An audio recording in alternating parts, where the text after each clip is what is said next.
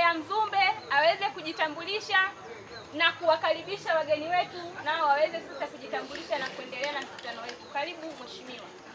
Asante mtendaji kata. Ucha leo. Leo. Kata mimi. Kulangala. Age tuahirisha sana. Kwa majina mimi naitwa Godfrey Francis Mongolo, ndiye diwani wa kata ya Mzumbe.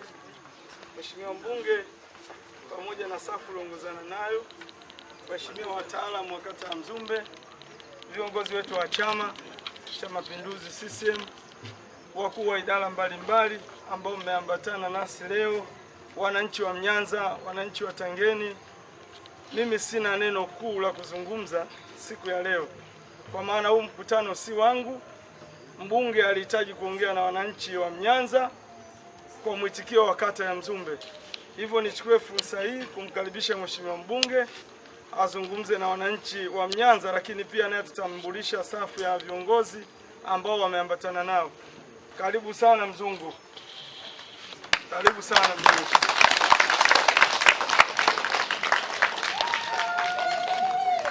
Amsindile. Mnyanza mpo? Tupo. Sasa lakini mko mbali kule, tutaweza kusikilizana jamani? Maulika. Singile wafute. Sogeleni mchenegete. Na kule mko mbali, mje msogee hapa karibu hapa. Mwenyekiti wa kijiji cha Mnyanza ambaye ndio mwenyeji wa mkutano wetu huu wa leo, Mheshimiwa mwenyekiti wa CCM kata ya Mzumbe, Mheshimiwa diwani mwenyeji, Mheshimiwa diwani viti maalumu, viongozi mbalimbali wa chama na serikali, wananchi wenzangu wa Mnyanza na Mzumbe, asalamu alaykum.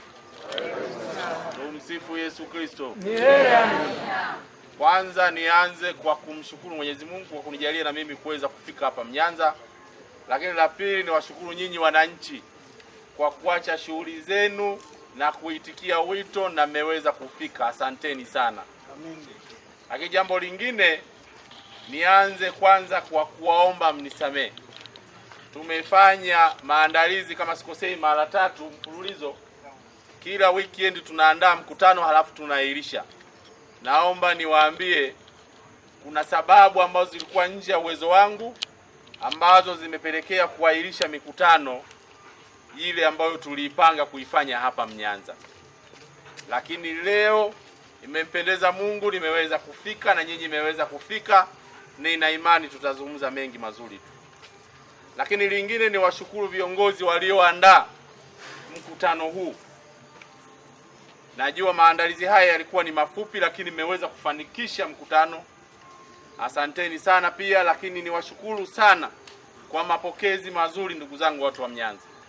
Mmenipokea ile ngoma kule, imenipokea kuanzia kule chini kabisa.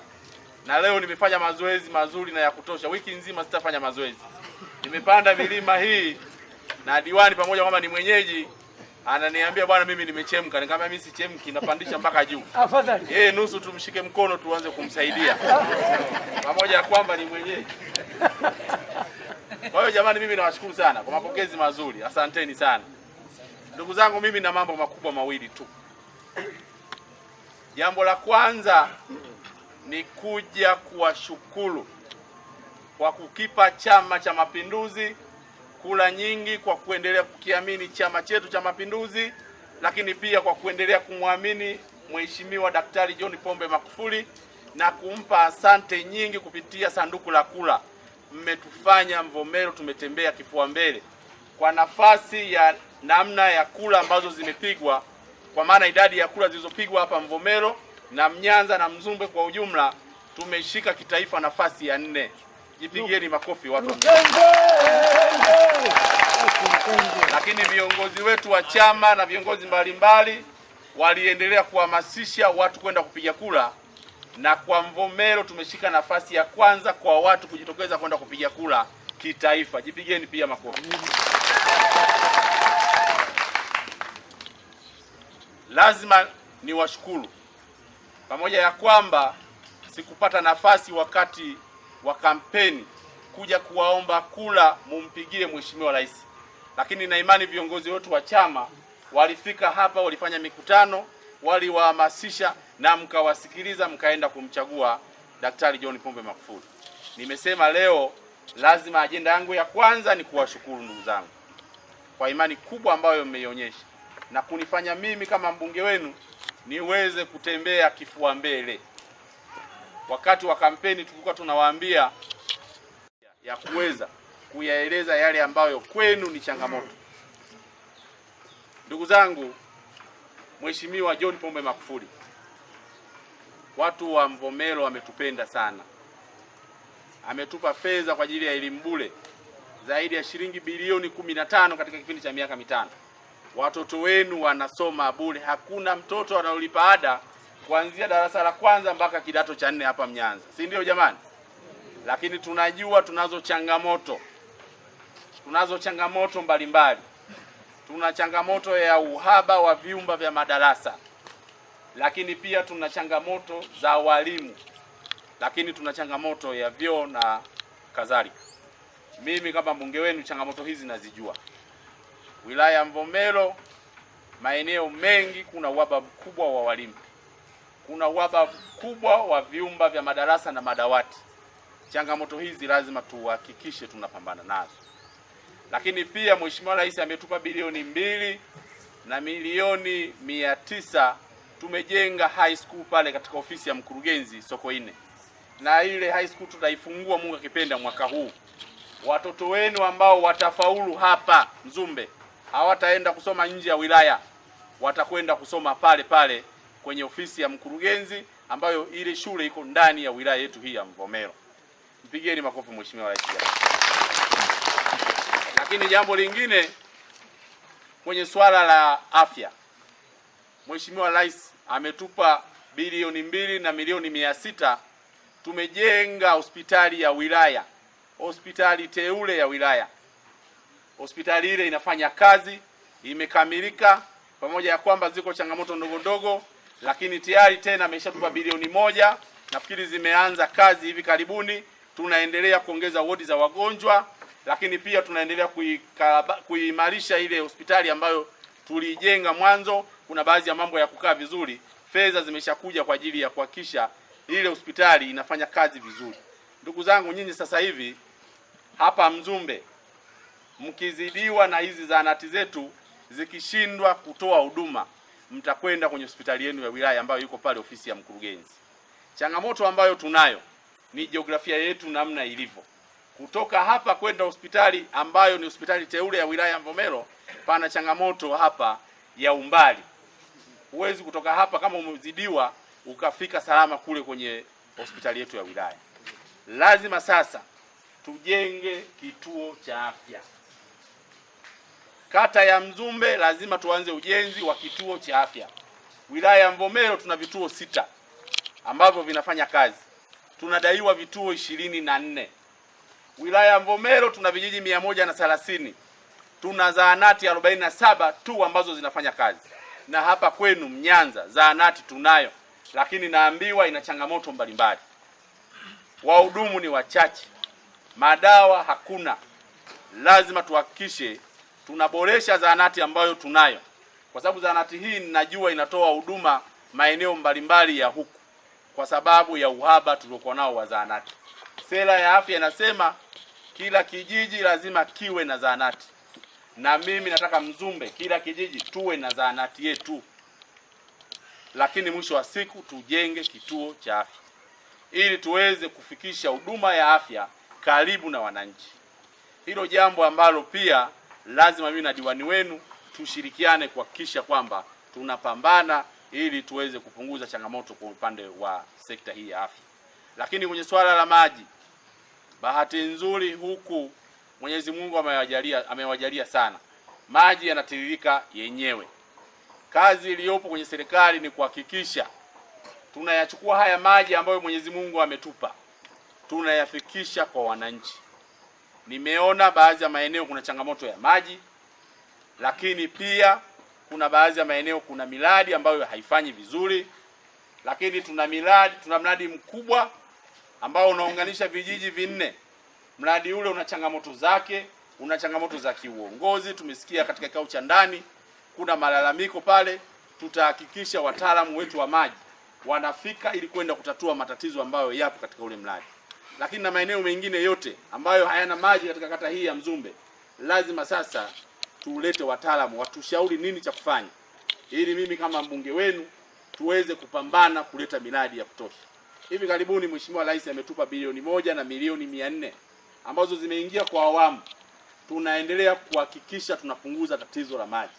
Wilaya ya Mvomero tunapata maji kwa 67%, pamoja ya kwamba jiografia yetu maeneo mengi kunaonyesha kwamba tuna maji ya kutosha, lakini tatizo ni namna tu ya kuweza kuwaunganishia maji wananchi na kuyafikisha katika makazi ambayo wananchi wanaishi. Lakini jambo lingine ni swala la barabara. Leo nimejionea mwenyewe barabara ambayo inakuja hapa Mnyanza, na hata hili swala la mapokezi ambayo nimepokelewa kule chini, inawezekana ni kutaka tu kuona namna ya barabara ilivyo, nitembee kwa miguu. Sawa kabisa. Na nimejionea mwenyewe barabara ilivyo. Barabara ina changamoto kubwa kweli kweli, na barabara yetu aina ya udongo ambayo tunao udongo katika barabara zetu ni udongo ambao mvua ikinyesha hata dakika 10 huwezi kupita mpaka pakauke. Kweli kabisa. Sasa mnalazimika kuuza mazao yenu kwa bei ya hasara kwa sababu ya barabara. Kweli kabisa. Jambo ambalo kwenye upande wa barabara nitakwenda kupambana na kuhakikisha tunalitatua ni kuhakikisha hizi sehemu zote korofi tunafanya kama walivyofanya katika baadhi ya maeneo, wameweka zege. Sawa kabisa. Hatuwezi kuondoa hii milima, lakini kazi yetu tunaweza kujenga zege kwenye maeneo yale korofi, ili wakati wa mvua magari, pikipiki ziweze kufika Mnyanza bila shida yoyote. Sawa kabisa. Tunataka mwisho wa siku ikiwezekana ndizi zenu na mazao mengine muyauzie hapa Mnyanza. Sawa kabisa. Na namna bora ya kuwasaidia wananchi wa Mnyanza ni kuhakikisha miundombinu barabara inakaa vizuri. Tutawasaidia wakulima wadogo, tutawasaidia kwa ujumla wananchi wote wa Mnyanza na maeneo mengine ya huku.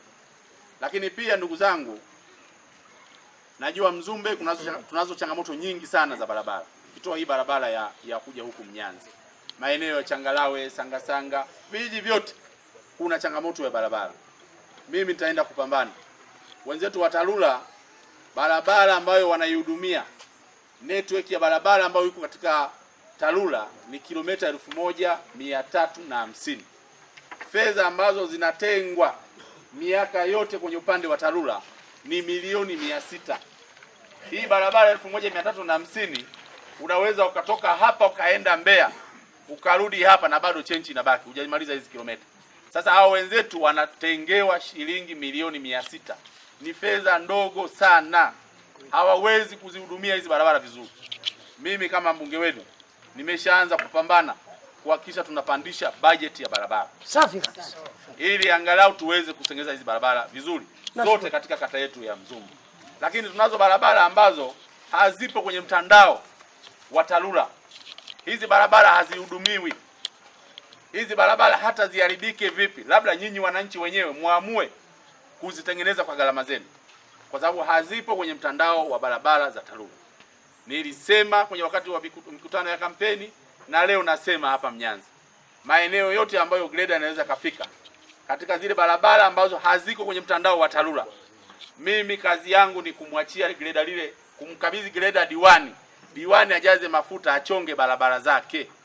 Greda lile ni mali yangu mimi, na mkabidhi diwani unatia mafuta, unachonga barabara zile za kwenye vitongoji, zile barabara ambazo TARURA hawazihudumii. Tayari greda lipo. Changamoto tuliokuwa nayo sasa hivi ni mvua. Lazima tuhakikishe mvua zinaisha.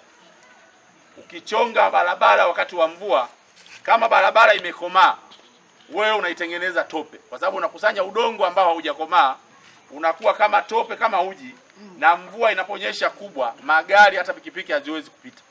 Kwa hiyo tunaanza kutengeneza barabara kuanzia mwezi wa 5 baada ya mvua za masika kuisha, ili barabara zinapochongwa ziweze kukomaa, hata mvua inapokuja barabara zinakuwa zimeshakomaa.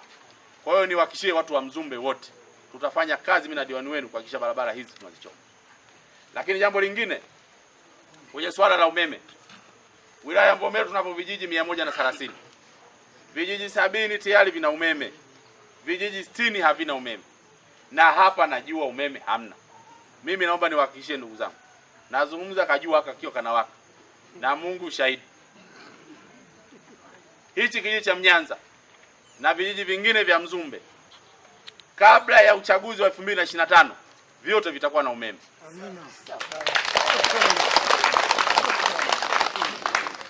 Nao inawezekana umeme ukafika mapema sana. Lakini naomba niwahakikishie, mniachie hili jukumu. Kabla ya 2025 lazima tuwashe taa kupitia umeme. Lakini jambo lingine kwenye swala la TASAF. Wilaya ya Mvomero ina vijiji 130 kama nilivyosema, vijiji 74 vimeshanufaika na mpango wa TASAF. Vijiji vingine vilikuwa bado havijaingizwa kwenye mpango wa TASAF. Nina imani sasa Mnyanza na nyinyi mmeshaingizwa kwenye mpango wa TASAF. Mwenyekiti, nafikiri ni sawa. Kazi iliyopo ni kuhakikisha wale ambao Mheshimiwa Rais amewalenga kunufaika na mpango wa TASAF ndio wale ambao wanaenda kunufaika na mpango wa TASAF. Kwenye baadhi ya maeneo watu wameweka ndugu zao kama mwenyekiti wa kijiji au mtendaji ama mjumbe serikali ya kijiji anataka kumweka mtoto wa shangazi, mjomba, yani ile serikali nzima ya kijiji wanapanga watu wao. Lakini Mnyanza hapa nimeambiwa hilo jambo halipo. Waliopangwa kwenye orodha ya wale ambao wanatakiwa kunufaika na mpango wa TASAF ndio wale ambao serikali inawakusudia kuwasaidia. Kwa hiyo niwaombe ndugu zangu, mkae mkao wa kula, fedha za TASAF zitafika na nyinyi mtaweza kupata fedha hizi za TASAF. Lakini jambo lingine, wilaya ya Mvomero mpaka mwaka jana ilitoa fedha kwa ajili ya vikundi vya wakina mama, vijana na walemavu. Kwa mwaka jana peke yake milioni 412. Na mwaka huu tayari wameanza tena kutoa mikopo. Mikopo ambayo haina riba. Mikopo yenye masharti nafuu. Na mimi nina imani Mzumbe viko vikundi ambavyo vimenufaika na mikopo. Lakini pia Mnyanza hapa kuna vikundi inawezekana na vyenyewe vimenufaika na mkopo. Na kama hakuna ni lazima na Mnyanza waweze kupewa mikopo hawa kina mama. Kama hakuna, afisa maendeleo jamii nafikiri atatueleza vizuri. Na inawezekana pengine leo ndo anaonekana huko. Hajawahi kuja huko. Yuko wapi afisa maendeleo jamii? Haya, utatueleza, endelea kukaa hapo chini. Lazima tuhakikishe vikundi vyote vilivyopo Mzumbe vile ambavyo vina sifa viweze kunufaika na hii mikopo. Na vile vikundi ambavyo tayari wameshapewa mikopo lazima na wenyewe warejeshe ili tuweze kuwapa na wengine. Ndugu zangu, yako mambo mengi ambayo tunatakiwa tuyatatue. Jambo moja kubwa ambalo mimi naliomba ni ushirikiano kutoka kwenu. Haya ambayo nayazungumza sitaweza kuyafanya peke yangu. Ni lazima niyafanye kwa ushirikiano na wananchi wa Mnyanza. Tumeelezwa kwenye mkutano wa ndani kwamba hapa mna ujenzi wa choo. Mmepanga bajeti ya milioni 9 lakini mmekusanya milioni 2 kama sitakosea. Milioni 2. Bado changamoto kubwa ipo. Kufika kwenye milioni 9 sio jambo dogo. Na watoto hawezi kwenda shule kama shule haina choo. Lazima tuhakikishe ndugu zangu tunaendelea kukusanya fursa. Muendelee kutoa michango ili tuweze kukamilisha choo cha shule yetu. Lakini na mimi kama mbunge wenu siwezi kuondoka hivi hivi hapa Mnyanza. Na mimi nitawachangia shilingi 500 katika choo cha shule ya Mnyanza.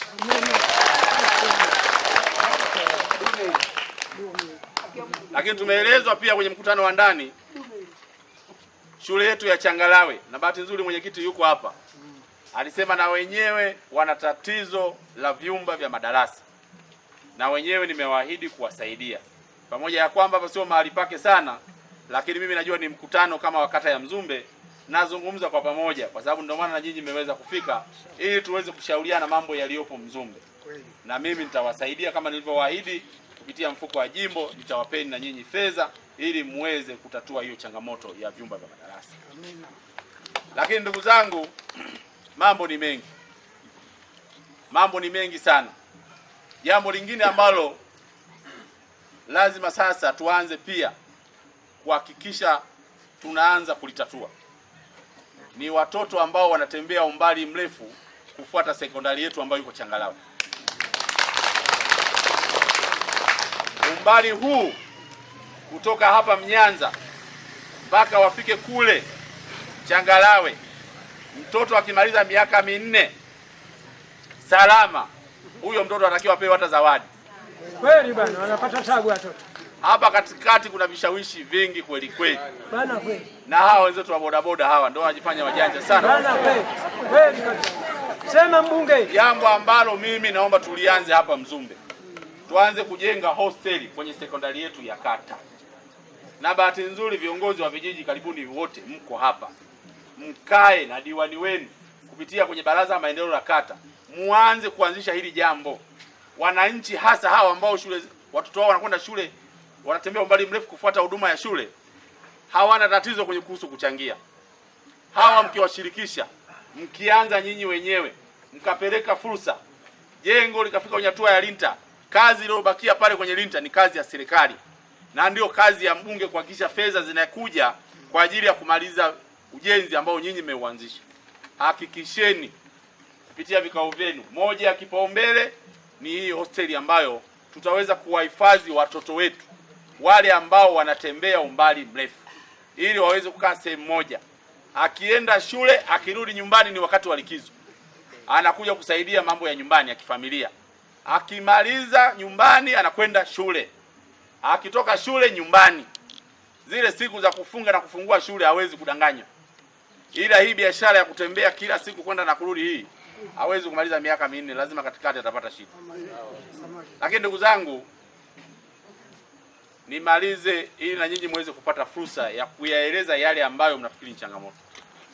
Niwaombe sana mtendaji wa kata, wakuu wa idara, watendaji wa vijiji, watumikieni wananchi. Lakini jambo lingine, mpeni ushirikiano mheshimiwa diwani. Mmepata diwani mzuri sana. Kwa kipindi kifupi toka nimeanza kumfahamu diwani wenu, amenisumbua kulikweli juu ya matatizo yenu. Hata hili swala la kuja Mnyanza, pamoja kwamba nilipanga kwenye ratiba kufika, lakini hazipiti siku 2 bila kunipigia simu. Wiki iliyopita mkutano ambao mtuliahirisha hapa, nilikuwa Dodoma bungeni. Nikamwambia bwana, huku sisi tunaendelea na bunge na Jumapili kuna semina. Akaniambia hakuna habari ya semina wala nini. Nataka Jumapili uje uzungumze na watu wa Mnyanza. Lakini kwa bahati mbaya nilishindwa kufika. Kwa hiyo mimi niwahakikishie ndugu zangu, mmepata diwani mzuri sana. Mmepata jembe ndugu zangu. Mimi siongee kwa sababu yupo. Mimi mtu akikosea na kuchana hapo hapo, wewe umekosea, matatizo yako ni haya, bila uoga wowote. Lakini huyu mimi naweka wazi, yuko vizuri. Lakini pia tunaye diwani hapa wa viti maalum, mama yetu Mlema. Mimi nimeingia kwenye siasa 2010, mama huyu ndio alionipokea mimi na wenzake, wakaniingiza kwenye siasa ya Mvomero 2010, na mpaka leo nafurahi ni naye kwenye siasa. Ni mama mzuri, ana ushauri mzuri, anapenda kusikiliza, lakini pia ni mchapakazi. Na yeye mpeni ushirikiano wa kutosha. Hasa nyinyi wakina mama, atawasaidia sana kwenye masuala ya mikopo. Mtumieni, kama kuna swala linahitaji ufafanuzi, mpigieni simu na yeye anaweza akawaelekeza watendaji wakafika kwenu kuja kutatua matatizo mbalimbali, hasa kwa upande wa kina mama. Lakini ndugu zangu wa Mnyanza, mimi nilikuwa mwenyekiti wa halmashauri kwa miaka 10. Ziko changamoto ambazo nilikuwa nazifahamu, lakini zile changamoto zilikuwa nje ya uwezo wangu. Zile ambazo zilikuwa ndani ya uwezo wangu niliweza kuzitatua na madiwani wenzangu. Sasa nimepata fursa ya kuwa mbunge. Nipeni ushirikiano. Naomba ushirikiano sana kutoka kwenu. Niombe ushirikiano pia mbele ya wananchi wa Mnyanza, viongozi wa chama. Nipeni ushirikiano. Uchaguzi ulishaisha 2020. Mbunge ameshapatikana, madiwani wameshapatikana. Nina imani sasa kazi iliyopo mbele yetu ni kuchapa kazi, kutekeleza ilani ya Chama cha Mapinduzi ili 2025 mje mtuhukumu kama tujafanya vizuri. Lakini hatuwezi kuyafanya kama hamtatupa ushirikiano. Niombe sana ushirikiano. Baada ya kusema hayo, sasa ndugu zangu, niwakaribishe wananchi muweze kueleza kero zenu bila kumwogopa mtu yeyote. Eleza kile kitu ambacho unafikiri tunaweza tukakusaidia. Jambo ambalo mwenzako atazungumza kwa sababu ya muda, si vizuri sana kulirudia, na mengine ambayo nimeshaeleza nina imani nimeeleweka vizuri. Kama labda unahitaji ufafanuzi sawa, lakini swala la barabara, swala la umeme, swala la TASAF, mimi na imani nimeeleweka vizuri sana. Kama kuna mambo ambayo inawezekana hatuyajui, leo ni wakati wenu kueleza machangamoto ambazo zinawakabili. Watu wa Mnyanza, ndugu zangu, mimi nawapenda sana. Nitakuwa pamoja na nyinyi katika kipindi chote. Baada ya kusema hayo, naomba sasa mniruhusu nikae mueleze changamoto zenu. Karibuni sana. Asante.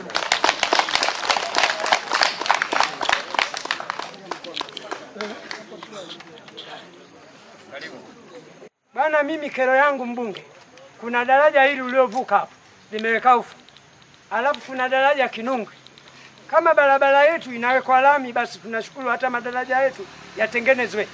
Alafu kuna daraja fulani lingine nalo liko hapa linaitwa Mto Chaduma linaloendelea Chimulu.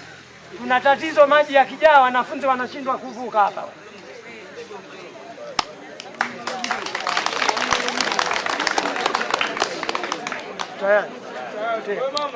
Sisi kitongoji cha Mnyanza tuna changamoto.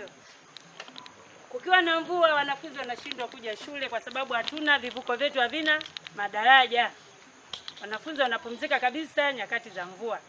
Lakini kitongoji cha Mnyanza tumejitosa, tumetafuta miti kwa kununua miti minene kama hivi. Tumeanza kutengeneza daraja. Sasa hivi tumeshindwa vibao vya kupachika ili watoto na sisi tupite. Tumeshindwa kwa sababu michango tumeishia hapo. Tungeomba ndugu mbunge utusaidie tumalizie vibao. Ni vibao tu kupachika. Sasa tumeshindwa, tumechanga mpaka hatuna hela. Vidizi tunavyotegemea tenga 1000 hatuna hela. Kero yangu ndio hiyo kwa kitongoji cha Mnyanza, utusaidie baba. Vibao moja baba. Vibao kama kwa shilingi ngapi ambavyo unafikiria tutatosha hapo kumaliza kula? Vibao hivyo itabidi tununue mti wametuambia 1080 kununua. Alafu tumtafute fundi achane. Kila mbao 3500 katuambia. Sasa hapo mbao zinatakiwa, sababu tulishaanza kidogo, tumeishia hapo. Mbao hizo ninyi wanauza watu, hawatoi bure.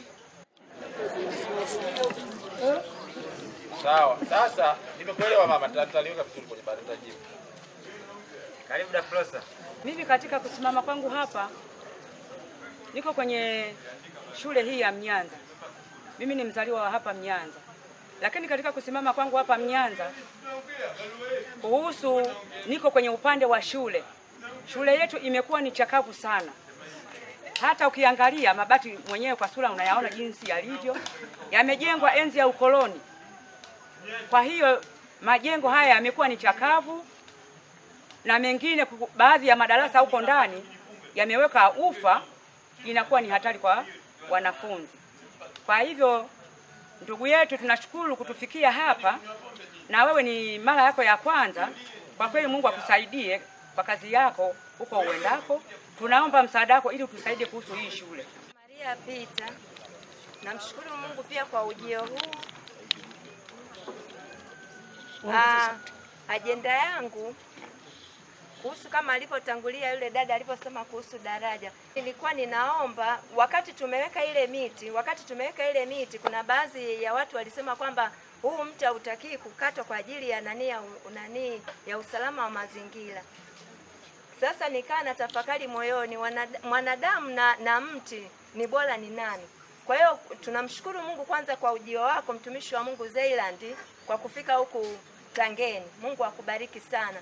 Kwa hiyo mimi kilichoko moyoni nilikuwa ninaomba unisaidie jinsi ya ule mti kuukata, uwezekano wa kupata miti mingine hata mimi binafsi ninao uwezo pamoja na Mungu akinisaidia wa kununua ujio huu. Kwa hiyo ombi langu nilikuwa ninaomba utusaidie ndugu mbunge, ili ule mti ukatwe ili tuweze kuweka miti mingine ili tuweze kuweka daraja. Labda mama nikuulize, huo mti haufai kuchana mbao? Huo mti sio ambao umejiotea hapo mtoni. Okay, sawa. ili uweze kutoka, ili tuweze kupanga ile miti kwa ajili ya kuvuka, kwa sababu kuna changamoto, wengine wanatokea huko jinsi ya kuvuka, wengine wanatokea huko juu, si wote tunakaa huko juu.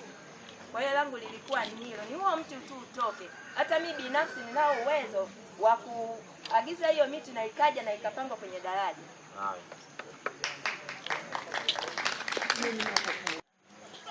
Kwanza nashukuru sana kama kijana kwa ujio wa mheshimiwa mbunge. Ila mbunge, kuna kitu kimoja ambao kama mimi kijana, nadhani hata vijana wenzangu, wazee na watu wengineo wale kuwepo hapa watanisikiliza kwa makini, watanielewa. Kuna kitu ambacho sisi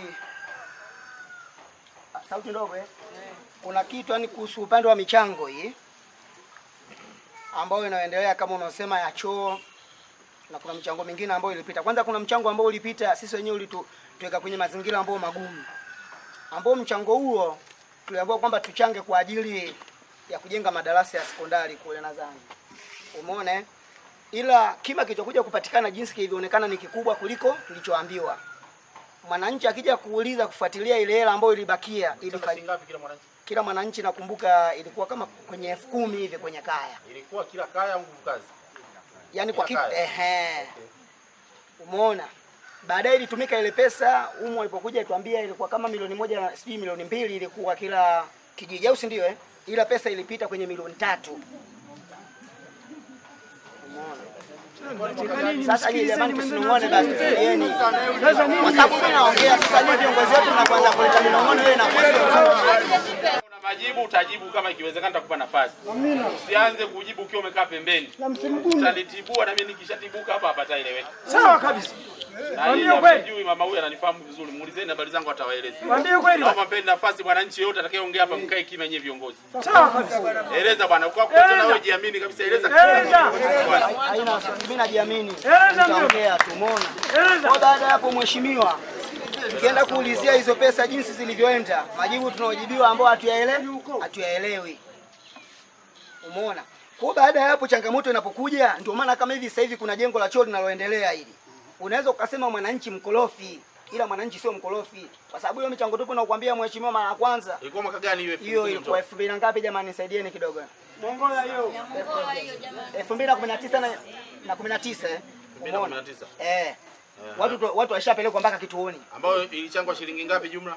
Jumla ndio ilikuwa kama msema kama milioni 3. Kama kwenye milioni 3 na hela nadhani inafika. Sawa. Nadhani tutapiga hesabu itapatikana tu. Inabidi tuambizane ukweli hapa kwa sababu tunabuluzwa sina viongozi bwana. Umeona? Baada ya hapo mheshimiwa ndio ikaja kufuatia ili jengo sasa la choo unaloliona hili. Ili jengo kwa nini linafikia kiwango hiki? Watu wanagoma kutoa michango kutokana na hili. Nimeambiwa mchange shilingi ngapi kila kaya? Nimeambiwa kila kaya kama kila nguvu kazi. Shilingi ngapi?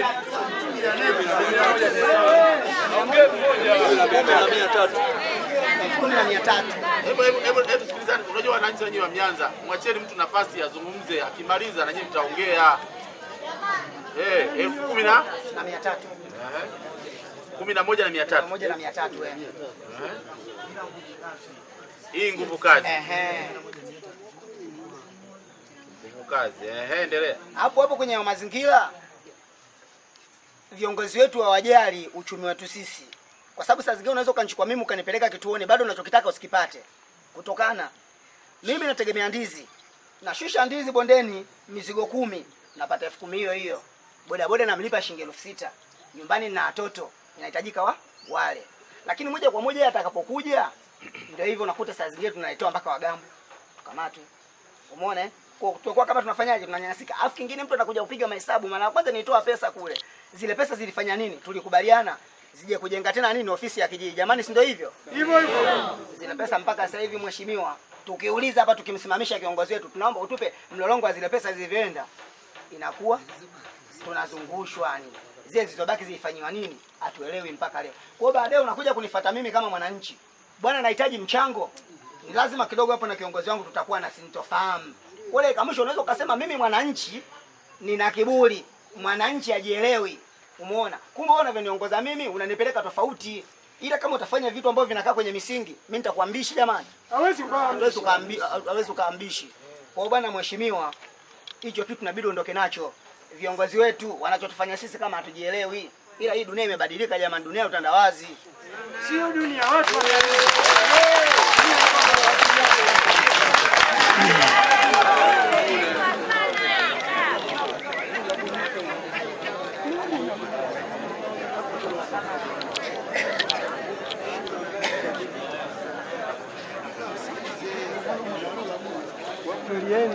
Myanza oye! Oye! Mimi leo nipo kwa ajili yenu. Sawa kabisa sana kijana. Tunayajibu haya Kweli. kama mnayo, tunaendelea kuyapokea, tutayajibu pia. Sawa. Kwa hiyo nimeona kwanza tuanze kuyapunguza sababu ni mengi. Tusije baadaye tukasahau kuyaweka vizuri. Toka kwa Simon alizungumza swala la daraja. Hilo la chini Mangwe hapo. Mto wa Chaduma. Ulia wewe. Mimi niombe jamani, mimi nilichukue ili niwasiliane na mamlaka zinazohusika waje waangalie daraja lao. Sawa kabisa. Kabla halijaleta madhara makubwa walishughulikie. Sawa. Lakini pia kutoka kwa Fabiana anazungumza swala la kivuko. Kuna mti wamepata kwa 80,000, wanahitaji mti ule wachane wapate mbao na zile mbao waweze kuweka kama kivuko ili watoto waweze kwenda shule na kurudi salama. Sasa kwa kuwa hatujajua mbao kiasi gani tunazozihitaji pale, mimi kama mbunge wenu nitawachangia shilingi 200,000 mnunue mnunue mti na hela nyingine mumpe huyo mtu anaochana hizo mbao. Lakini naomba nimuulize mtendaji wa kata, hivi kweli hatuna miti yetu ya asili huku ambayo tunaweza tukavuna wenyewe bila kulipa 80,000? Miti yote na unaona iko chini ya wananchi. Hakuna miti ya asili ya msitu wa kijiji.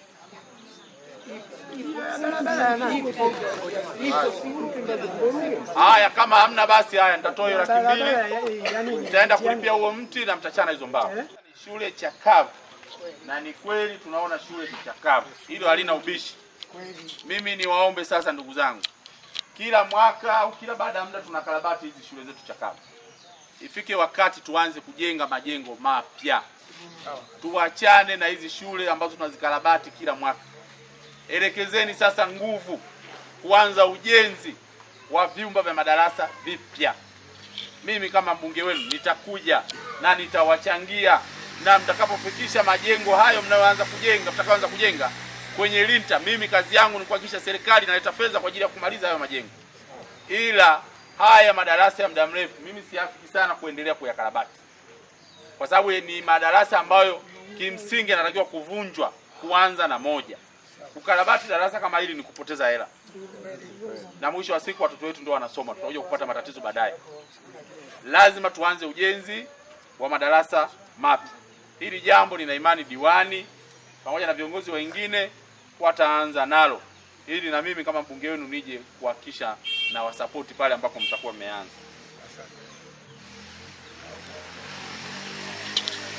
Kwanza mimi nikupongeze. Unajua umekuwa wazi sana. Na mimi nimefurahi sana uwazi wako. Nimesema mlichangishwa michango ya madarasa, kila kaya ilikuwa 10,000 mwaka 2019.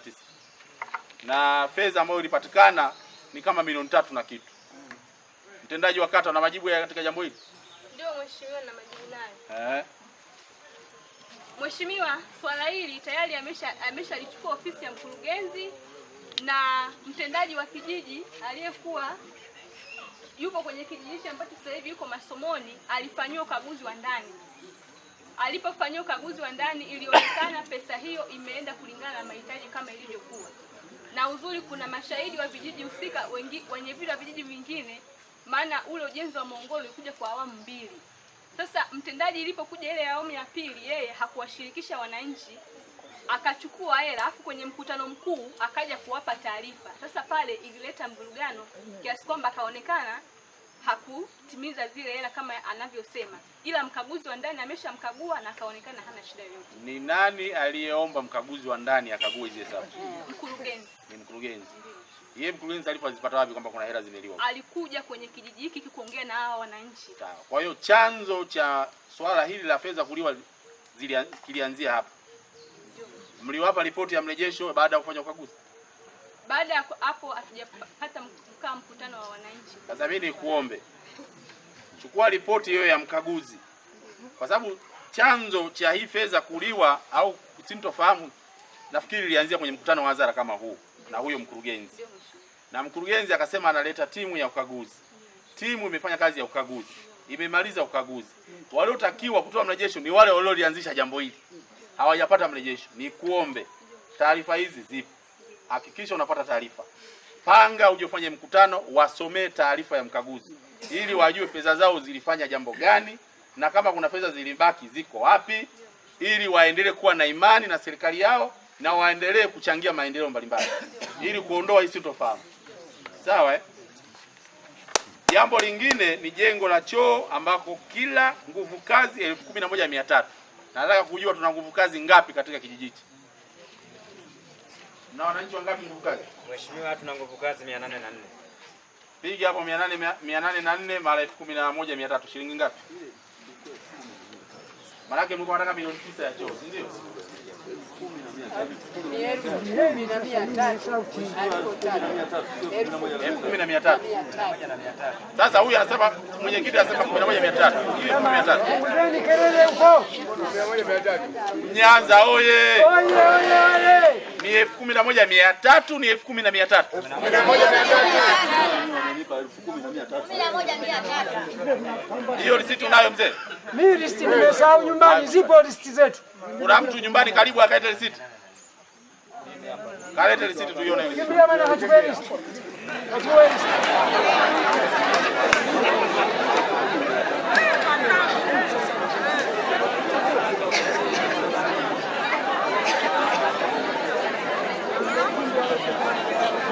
Nyanza oye! Naomba tusikilizane. Kwa idadi ya nguvu kazi ambayo iko hapa Mnyanza, kwa kaya kuchangia 11,300 tunapata milioni 9 na 85. Sawa jamani? Na wao bajeti yao ya choo ilikuwa ni shilingi milioni 9. Milioni 9,100,000? 37,850. Kwanza hiyo hesabu nani alikuja kuwapigia? Na mtaalamu ambaye alikuja hapa? Ndio mheshimiwa, maelekezo yote yako chini ya mkandarasi wa wilaya. Mkandarasi? Na mkandarasi wa wilaya sisi? Injinia wa ujenzi wilaya. Injinia wa ujenzi. Ndio ambaye yeye alituletea hiyo BOQ. BOQ iko hapa? BOQ ipo. Mwalimu mkuu, tunaomba BOQ tuone hiyo ya choo cha milioni 9. Naomba nieleze ni kwamba Nasikiliza kule. Hebu tusikilizane. jibu basi, naomba nitoe jibu ndugu wananchi. Mhandisi wa ujenzi wa wilaya alileta BOQ. Ikaja ikajadiliwa na halmashauri ya kijiji wakaikataa. Kwa hiyo baada ya kuikataa kuona kwamba pesa nyingi na ile BOQ ya kwanza baada ya kugawanya inafikiri kila nguvu kazi itakayochangia hela ambayo haifiki 10,000. Sasa wao waliikataa. Baada ya kuikataa, mheshimiwa mtendaji wa kata ikabidi sasa kwa kushirikiana na halmashauri ya kijiji waunde timu ya kamati ya ujenzi ndo waiandae BOQ nyingine. Walipoiandaa wao wenyewe ndio sasa baada ya kuja kugawanya ndio ikaja shilingi 11,300. Hiyo BOQ ya pili imeandaliwa na nani? Mheshimiwa, BOQ ni moja ambacho kinachobadilika. Sasa mbona mwalimu anasema una BOQ nyingine imebadilishwa? Yaani iko hivi. Si ndio BOQ nyingine sasa imebadilishwa? Ile ya mwanzo sina gharama. Gharama BOQ inaonyesha vipimo, idadi ya vifaa. Ila mkandarasi akatupa nafasi.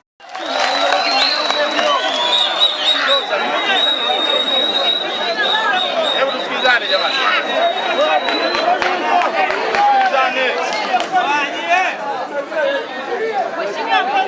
Huyu ana sauti ndogo jamani. Mheshimiwa, kulingana na BOQ iliyokuja yanajengwa matundu 6 kwa upande wa wasichana na matundu 15 kwa upande wa wavulana. Kwa hiyo choo chetu kitakuwa na vibanda viwili na tenki litakuwa ndio linatenganisha lile shimo, ambapo mpaka sasa hivi tulichokifanya ndio hilo shimo limeshakamilika na ujenzi wa vibanda. Hilo shimo limekamilika kwa gharama kiasi gani? Shimo mpaka kukamilisha na ujenzi wa vibanda vilivyoinuka tumetumia shilingi milioni 2,995,000 mpaka sasa. Kujenga hilo shimo. Kujenga shimo na hivyo na hicho kibanda kuanzisha msingi.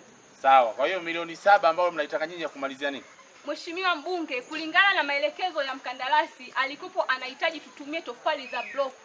Tofali za block ndizo zikopo zinatufikisha kwenye hiyo gharama.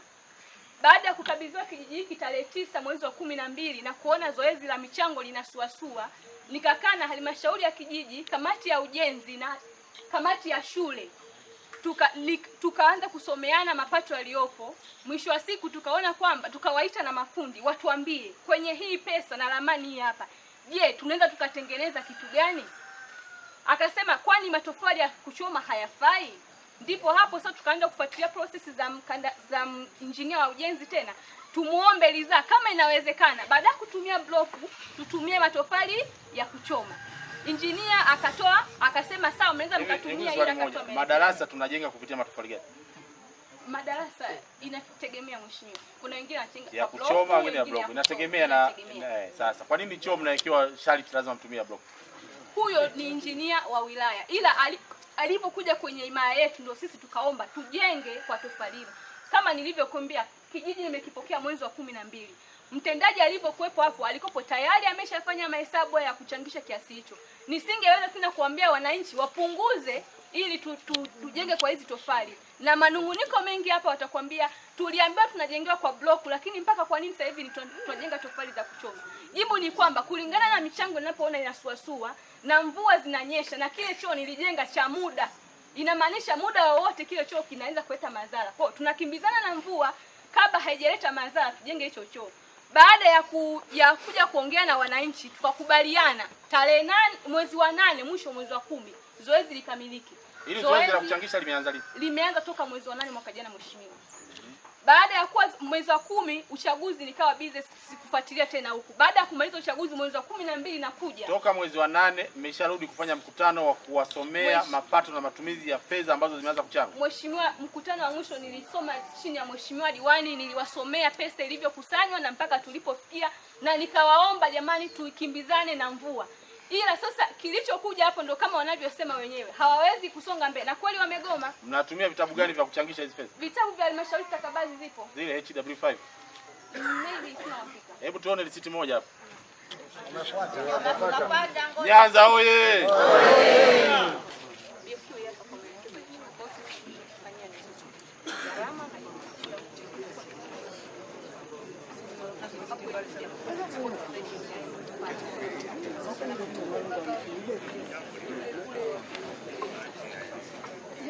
Nyanza oye! Jamani, mimi naomba niseme niwe wazi. Na ndio maana mpaka leo mmeishia kwenye milioni 2, wengine wamestuka wataki kuchanga. Gharama ambazo mmewatajia za kujenga choo ni gharama ambazo ni kubwa sana. Milioni 5, kwa maana bado milioni 3. Ina maana kwamba sio kaya zote zitakiwa zichangie. Mimi niwaombe sana. Endeleeni kuchanga kile ambacho mmekubaliana. Fedha zitakazobaki anzisheni vyumba vya madarasa hapa shuleni kwenu. Yaani muendelee kuchanga 11,300, wamalizie choo, lakini msomewe mapato na matumizi ya kile choo. Halafu fedha zinazobaki muanzishe ujenzi wa vyumba vya madarasa. Nafikiri mtendaji tumeelewana kwenye hilo. Na hapo wananchi tuko vizuri jamani? Tofali tumieni za kuchoma, za block mtatoa wapi?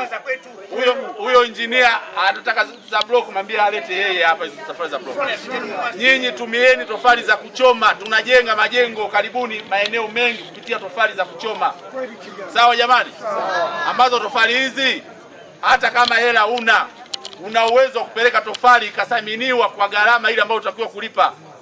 Kama unatakiwa kulipa 11,000, sijajua bei ya tofali shilingi ngapi, lakini utabeba tofali zako utapeleka. Utakuwa mchango wako umeshamaliza na unapewa risiti. Ndugu zangu, hii risiti ni sawa. Ni risiti ambazo zinatumika kwenye michango mbalimbali ya kijiji. Sio zile risiti za kununua kwenye stationery. Hii ni risiti ambayo hata auditor akija anaweza kukagua. Na nafikiri imeshakaguliwa tayari. Au bado? Bado. Itabidi mkaguliwe. Nyanza oye! Kwa hiyo mimi nafikiri tumeweka vizuri hili jambo. Mpe account number, awaingizie shilingi 500,000 na wananchi endeleeni kuchangia. Fedha zile zinazopotea mimi nipo nitasimamia. na diwani anafanya kazi nzuri na yeye atasimamia. Sawa jamani? Hakuna fedha zitakazopotea chini ya diwani huyu. Mimi nafikiri nimeweka vizuri yote, nimeyaweka vizuri. Sasa kama kuna wengine ambao wanahitaji pengine kutoa kero zao, walikosa nafasi, angalau tuweze kuwasikiliza. Karibuni. Mheshimiwa, pamoja na kero zingine zote ambazo zishafikia hapa umetueleza, tumekubaliana hivyo. Nimeshukuru sana. Kwanza kuna kero moja ambalo inakuwa kero halijazungumziwa hapo. Huku matatizo ya mawasiliano ya simu, hatuna mnara. Kwa hiyo kuna sehemu zingine inabidi utoke ukakae sehemu za juu hivi ndio upate mawasiliano. Tungeomba utusaidie kwa hilo, watu watujengee minara ili kusudi tuwe tunapata mawasiliano bila hata ya kutoka ndani uende sehemu nyingine. Langu ni